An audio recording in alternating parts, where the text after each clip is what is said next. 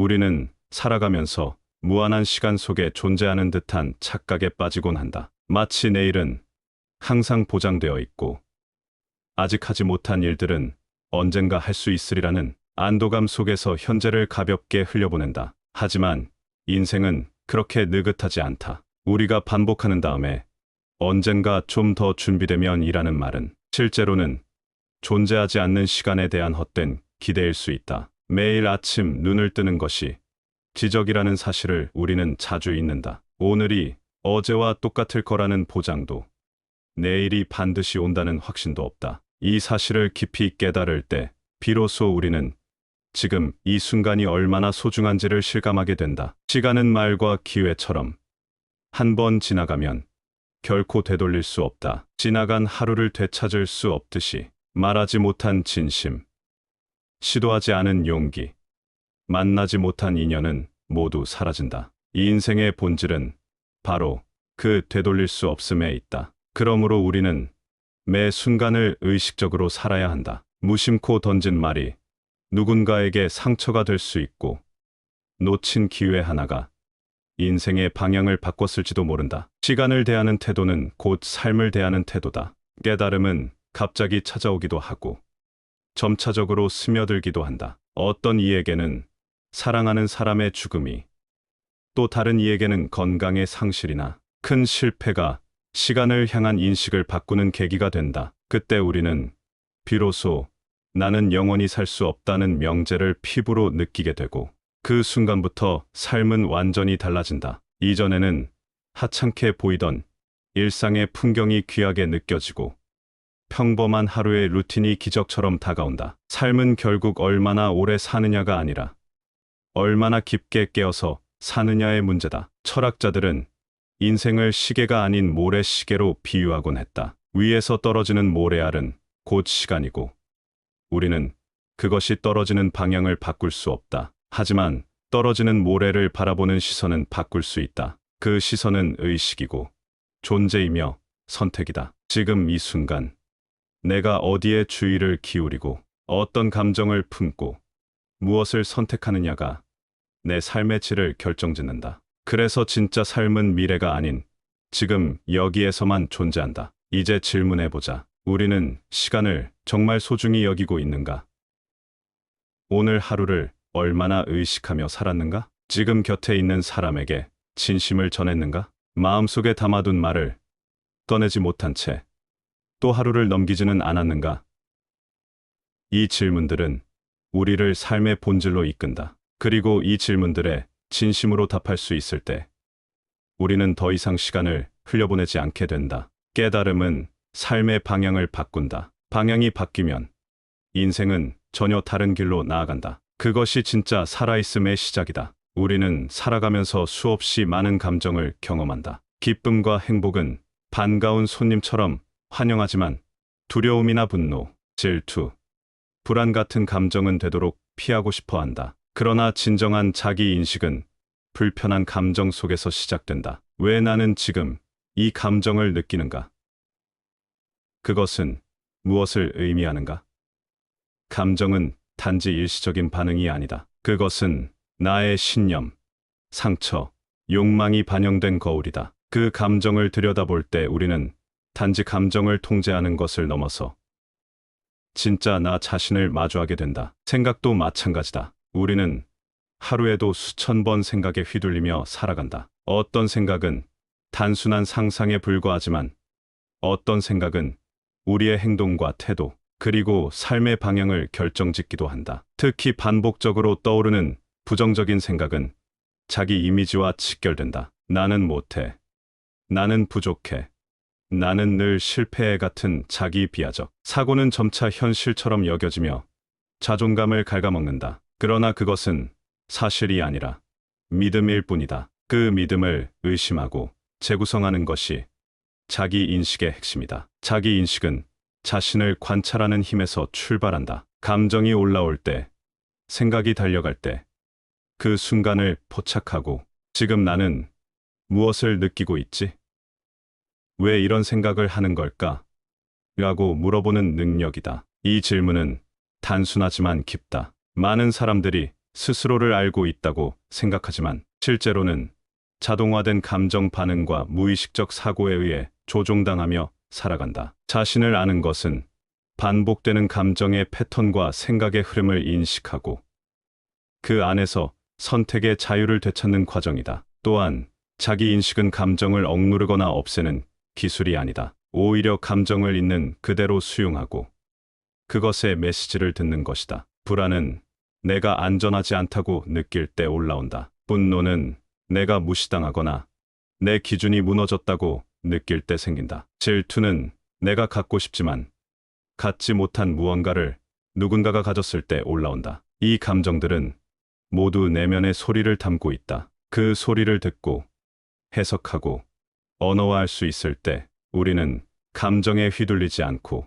감정을 통해 나를 더 잘 이해하게 된다. 결국 자기 인식이란 나를 무너뜨리는 감정과 생각을 다스리는 것이 아니라 그것들을 이해함으로써 자유로워지는 것이다. 그리고 그 자유는 스스로를 존중하고 선택할 수 있는 힘을 길러준다. 외부 환경이 바뀌지 않아도 내 내면의 상태가 달라지면 삶은 완전히 다르게 느껴진다. 자기 인식은 자기 돌봄의 첫걸음이고 진정한 성장의 출발점이다. 자신을 아는 사람만이 자신을 이끌 수 있다. 그것이 감정과 생각을 다스리는 진짜 힘이다. 인간은 관계 속에서 자란다. 우리는 혼자 있는 순간보다 누군가와 연결되어 있을 때 더 깊은 자아를 경험한다. 관계는 마치 거울과 같다. 타인을 통해 우리는 자신을 비춰본다. 누군가에게 분노를 느낄 때 그 분노 속에는 내 상처가 있고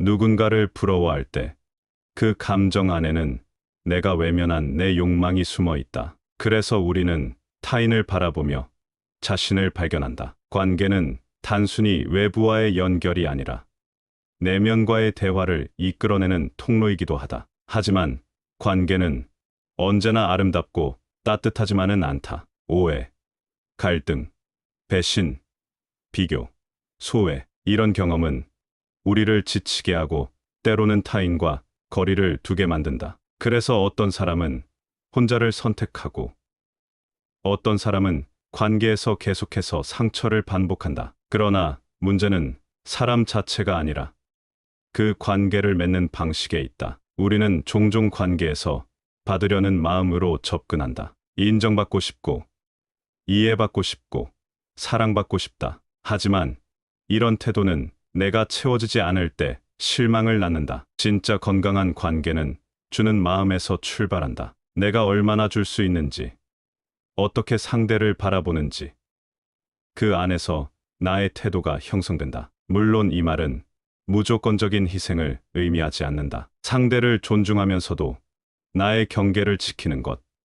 그것이 성숙한 관계의 본질이다. 우리는 종종 갈등을 피하기 위해 침묵하고 진심을 말하지 않은 채 포장된 친절로 관계를 유지한다. 그러나 그것은 진짜 친밀함이 아니다. 솔직하게 말할 수 없고 서로의 약점을 드러낼 수 없는 관계는 언제든 깨질 수 있다. 관계의 깊이는 솔직함의 깊이와 비례한다. 내가 나를 있는 그대로 보여줄 수 있을 때 상대도 그 진심을 느낀다. 물론 거절당할 수 있고 상처받을 수도 있다. 그러나 그 용기 없는 관계는 늘 얕다. 진짜 연결은 위험을 감수할 때 가능해진다. 그리고 그 과정에서 우리는 타인의 시선이 아니라 내 안의 기준으로 관계를 판단하게 된다. 어떤 관계는 나를 성장시키고 어떤 관계는 나를 지치게 한다. 이 둘을 구별할 수 있는 힘은 자기 인식에서 출발하지만 경험 속에서 단단해진다. 우리는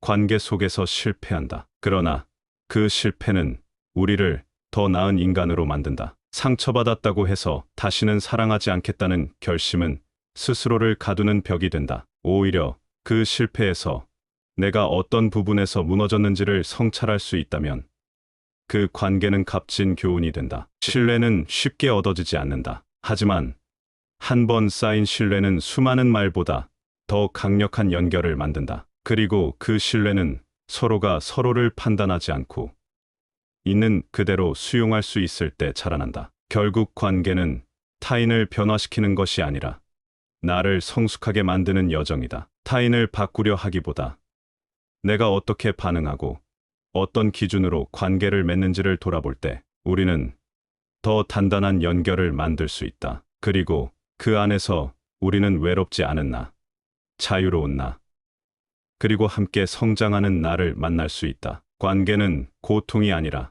성장이며 거울이다. 그 거울 속에서 우리는 비로소 진짜 나를 보게 된다. 이 인생은 깨달음과 인식, 관계 속의 성찰만으로 변화하지 않는다. 결국 세상을 바꾸고 삶을 바꾸는 것은 행동이다. 많은 사람들이 마음속으로는 알고 있다. 무엇이 옳은지, 어디로 가야 하는지, 자신이 진짜 원하는 삶이 어떤 것인지. 하지만 그것을 실천으로 옮기는 순간은 늘 어렵다. 왜냐하면 행동에는 용기가 필요하고 행동에는 책임이 따르기 때문이다. 아무리 깊은 통찰도 실천이 없다면 삶은 변하지 않는다. 한 걸음을 떼는데 필요한 결심은 수많은 이론보다 더 강력하다. 실천이 어려운 이유는 다양하다. 아직 준비가 안 됐다는 생각, 실패할까봐 두려운 마음, 남의 시선을 신경 쓰는 불안감. 그래서 우리는 머릿속으로는 10번을 다짐하고도 몸을 움직이지 못한다. 하지만 완벽하게 준비된 상태는 오지 않는다. 가장 필요한 것은 불완전한 상태에서도 움직일 수 있는 용기다. 완벽하게 준비되기를 기다리다 보면 우리는 결국 아무것도 하지 못한 채 시간을 흘려보낸다. 실천은 타이밍이 아니라 태도다. 준비되지 않은 상태에서도 움직이는 것.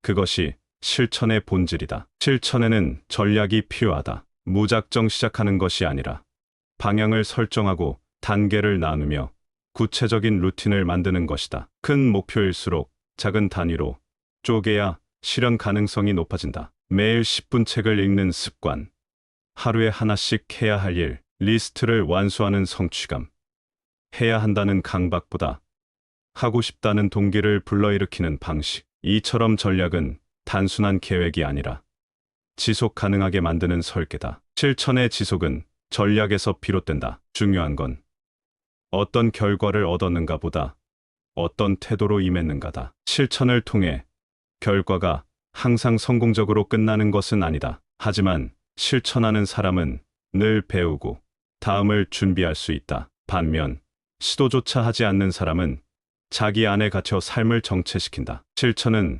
삶을 흘러가게 만드는 힘이며 나를 깨어있게 만드는 리듬이다. 결국 삶은 실천의 총합이다. 작은 행동 하나가 삶의 방향을 바꾸고 꾸준한 습관 하나가 인생을 재설계한다. 자신의 감정과 생각을 정리하고 관계에서 자기 기준을 세운 사람이라면 이제는 행동으로 보여줄 차례다. 말을 줄이고 몸을 움직이는 것.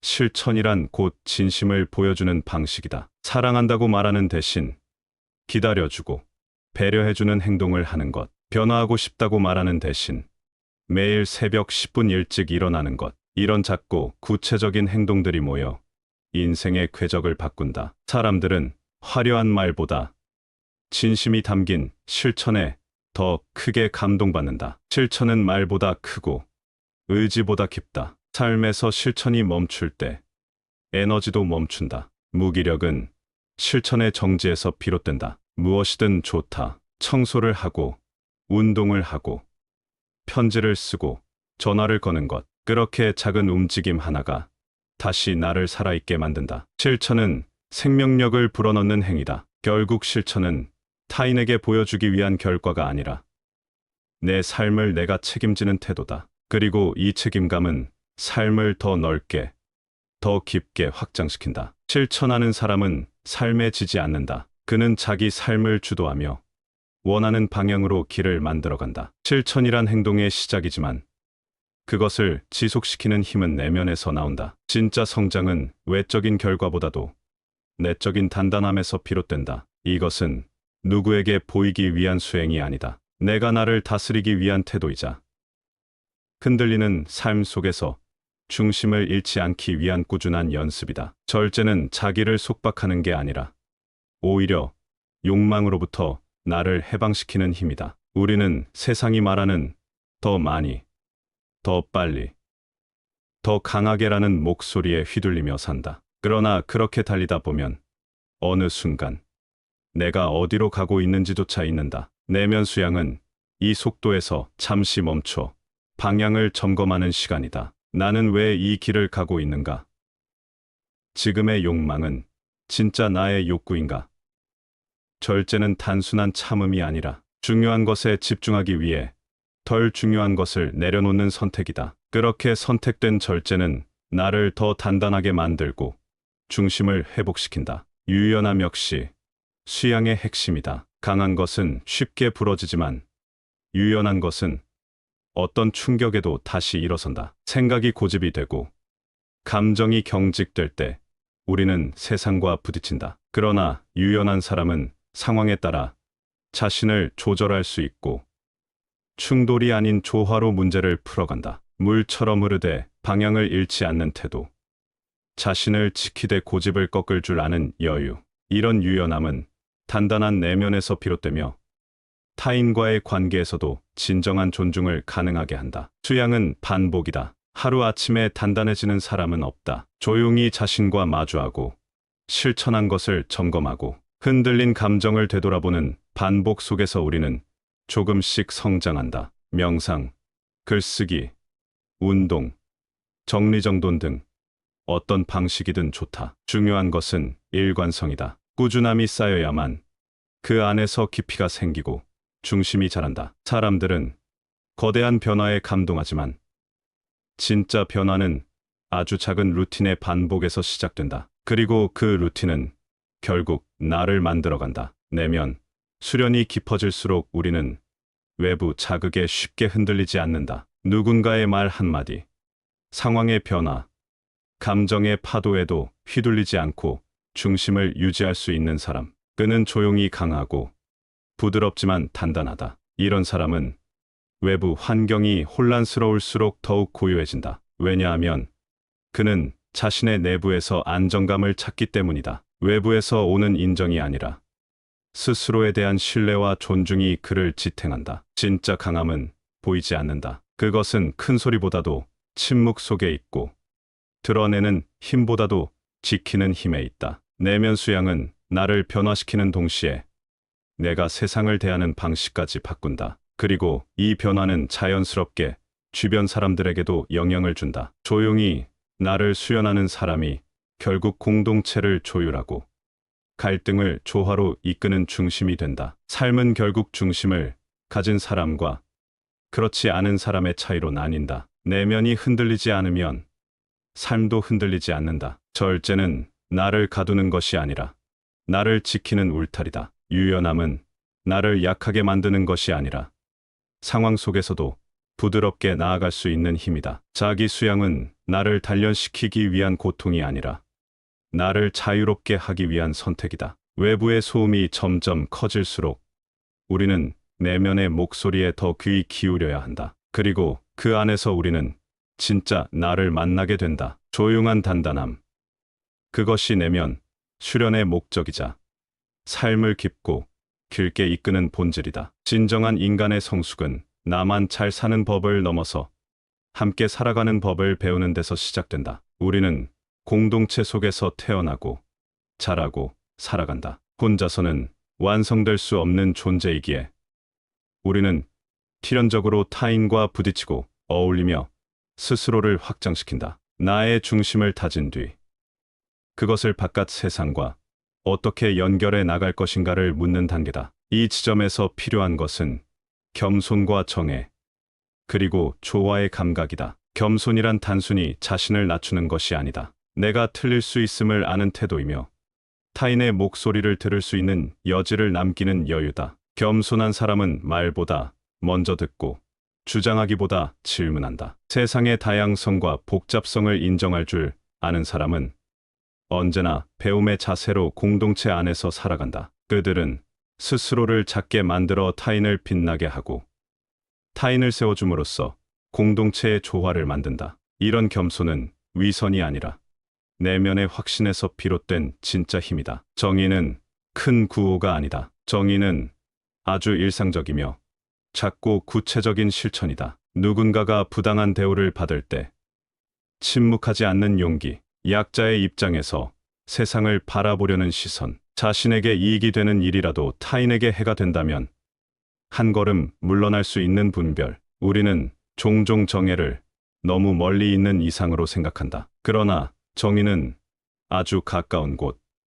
내가 하는 선택 하나, 말 한마디, 태도 속에 있다. 공동체는 정의로운 사람들이 만든다. 그리고 그 정의는 단호함이 아니라 일관된 배려에서 출발한다. 조화는 가장 어려운 미덕이다. 서로 다른 생각, 감정, 삶의 배경을 가진 사람들이 한 공간에서 살아가는 일은 언제나 갈등을 수반한다. 그러나 조화란 갈등이 없다는 뜻이 아니다. 오히려 조화란 갈등을 다루는 방식, 차이를 존중하는 태도, 다름을 견디는 인내를 의미한다. 나는 옳고 너는 틀렸다는 이분법을 내려놓고 우리는 다를 수 있다는 사실을 받아들일 때 공동체는 비로소 숨 쉴 수 있다. 조화로운 사람은 상대를 통제하지 않는다. 대신 함께 흐르는 법을 안다. 이 단계에서 우리는 질문해야 한다. 나는 지금 어떤 공동체에 속해 있는가?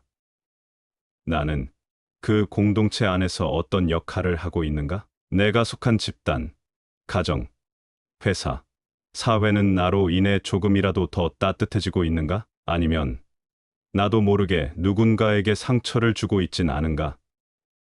이 질문들은 나를 불편하게 만들 수 있다. 하지만 그 불편함 속에서 우리는 진짜 함께의 의의를 배워나간다. 공동체는 각자의 진심이 모여 만들어지는 공간이다. 그리고 그 진심은 실천으로 증명된다. 나만의 기준과 중심을 갖고 있는 사람은 공동체 안에서 건강한 균형을 만든다. 그는 타인에게 휘둘리지 않으면서도 타인을 존중하고 자신의 의견을 내세우면서도 타인의 말에 귀를 기울인다. 그런 사람 곁에는 신뢰가 쌓이고 안전한 감정의 공간이 형성된다. 우리가 서로의 다름을 품을 수 있을 때 공동체는 단순한 집단을 넘어 하나의 살아있는 유기체가 된다. 그리고 그 안에서 우리는 더 큰 성장과 확장을 경험하게 된다. 공동체 속에서의 존재는 자기 수련의 완성이다. 중심을 세운 사람이 바깥으로 그 힘을 퍼뜨릴 수 있을 때 그 영향력은 말 없이도 전해진다. 아이가 어른을 보고 배워가듯 말없이 묵묵히 행동하는 사람은 공동체를 움직이는 힘이 된다. 그는 갈등을 중재하고 흐름을 정돈하며 무너진 감정을 다독인다. 그는 앞에 나서지 않아도 모두가 신뢰하는 안정된 존재가 된다. 그것이 진짜 리더십이며 사회 속에서 존재하는 지혜다. 공동체는 완벽한 사람이 아니라 서로를 이해하려는 사람들이 만든다. 함께 살아간다는 것은 서로의 불완전함을 받아들이는 연습이며 그 연습이 반복될수록 우리는 더 나은 인간으로, 더 성숙한 존재로 성장한다. 나의 존재가 공동체를 따뜻하게 만들 수 있다는 믿음, 그 믿음이야말로 우리가 함께 살아가는 이유이자 오늘도 다시 사람 속으로 걸어 들어가는 용기의 원천이다. 인생은 직선이 아니다. 삶은 순환하며 되풀이되고 때로는 돌아간다. 우리는 전진만 하며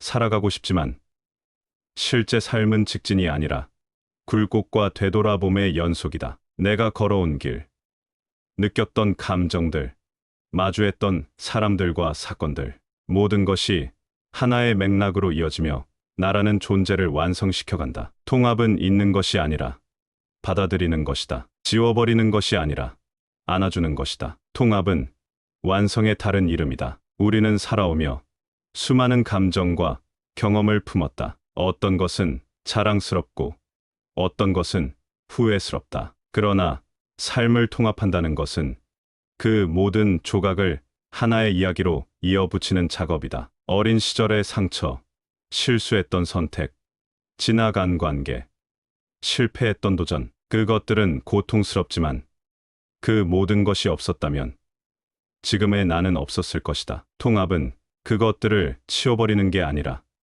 그 자리에 의미를 다시 놓는 것이다. 그때의 나는 최선을 다했고 지금의 나는 그걸 배움으로 품는다. 이 말이 삶을 통합하는 출발점이다. 삶을 통합하는 데 필요한 첫 번째 힘은 수용이다. 받아들인다는 것은 체념이 아니다. 오히려 현실을 있는 그대로 인식하고 그것과 함께 살아가는 능력이다. 수용은 내가 바꿀 수 없는 것에 저항하지 않고 바꿀 수 있는 것에 에너지를 쓰는 지혜다. 과거의 실수, 이미 흘러가 버린 인연, 예상치 못한 상실, 이런 것들을 부정하거나 지우려 할수록 삶은 분열된다. 그러나 그것을 있었던 그대로 받아들이고 그 안에서 내가 배운 것들을 인정하는 순간 삶은 통합된다. 두 번째는 연결이다. 통합은 고립이 아니라 연결의 감각에서 출발한다. 나는 나 혼자 살아가는 존재가 아니라 타인과 연결되고 자연과 연결되고 더 큰 흐름 안에서 살아간다. 내 경험은 나만의 것이 아니라 누군가와 공유되고 다시 전해지며 확장된다. 내가 치유되면 내 주변도 달라지고 내가 성장하면 공동체도 움직인다. 통합은 내 삶의 조각을 꿰는 동시에 그 조각들이 세상과도 이어지는 통로를 만드는 일이다. 그렇게 나와 세상이 하나의 이야기로 연결될 때 우리는 뒤로서 존재의 자리를 온전히 살아가게 된다. 세 번째는 내려놓음이다. 삶을 통합하려면 더 이상 그 경험에 끌려가지 않아야 한다. 상처에 머물며 나를 정의하지 말고 실패에 갇혀 더 나아가지 못하지 않아야 한다. 내려놓는다는 건 있는 게 아니라 더 이상 그 감정에 얽매이지 않는다는 것이다. 통합은 감정을 덜어내는 것이 아니라 감정의 무게를 재구성하는 것이다. 나는 그때 슬펐지만 그 슬픔은 내가 진짜 소중하게 생각했던 것을 잃었기 때문이라는 걸 이해하는 것. 그것이 통합의 깊이다. 삶의 통합은 실천으로 이어진다. 내가 과거를 받아들이고 지금을 살아내고 미래를 준비하는 태도, 하루하루의 선택, 일상의 언어, 관계 속의 태도에 내 통합된 존재가 드러난다. 그 사람은 더 이상 혼란에 휘둘리지 않고 외부의 평가에 끌려가지 않으며 내면의 중심으로부터 반응한다. 그는 침묵 속에서 말하며 고요 속에서 움직인다. 그는 조용한 힘으로 세상을 바꾸고 아주 작지만 결정적인 방식으로 삶을 완성해간다. 결국 통합된 삶이란 모든 경험이 나를 지탱하는 근거가 되는 삶이다. 실패도, 상처도, 기쁨도, 성취도 전부가 하나의 서사로 연결된다. 그 삶은 서툴렀지만 진심이었고 부족했지만 끊임없이 성장했다. 그리고 그 모든 것을 꿰뚫는 감정은 감사다. 지금 여기까지 살아온 나에게, 나와 함께해준 이들에게, 이 모든 경험을 허락해준 삶에게 고개 숙여 인사할 수 있는 사람. 그는 삶의 통합을 이룬 사람이다. 존재의 완성은 완벽함이 아니라 불완전함까지 품을 수 있는 성숙함에 있다. 지금까지 살아온 나의 경험 중 어떤 기억이 내 삶의 통합에 가장 깊게 자리하고 있는가? 여러분은 이 글을 듣고 어떤 단계에서 가장 오래 머물렀나요? 혹은 지금 당신이 걸어가고 있는 단계는 어디인가요? 당신의 생각을 댓글로 남겨주세요. 당신의 이야기가 이 글을 완성시켜줍니다.